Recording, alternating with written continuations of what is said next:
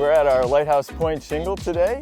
They're making great progress with the siding, the roofing, and now the masonry is starting to take shape, which is good to get the house watertight and ready to go. Here to my left, you can see the natural granite fieldstone that's being used for the veneer around the base of the building. Let's go take a look at that in detail.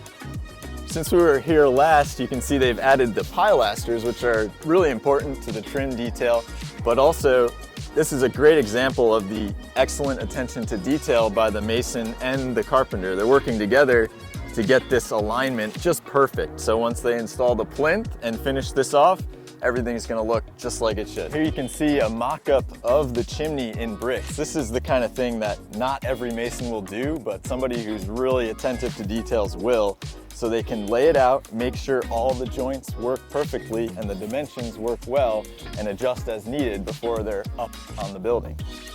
And right here, you can see the inside of the chimney has this clay flue lining. So the mason will line these up as he's building the chimney, get the angles right, cut them as needed, and then block and put masonry around it to be the structure. Here's a good example of how we can give a modern house a traditional look and really make it feel authentic. When you built an old home, you actually used stone for the foundations.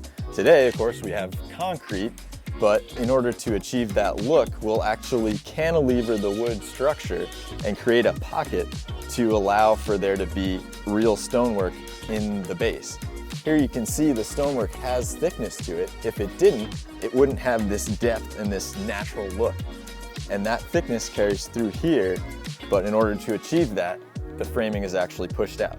At the end, it should really look like a traditional home that's always been here.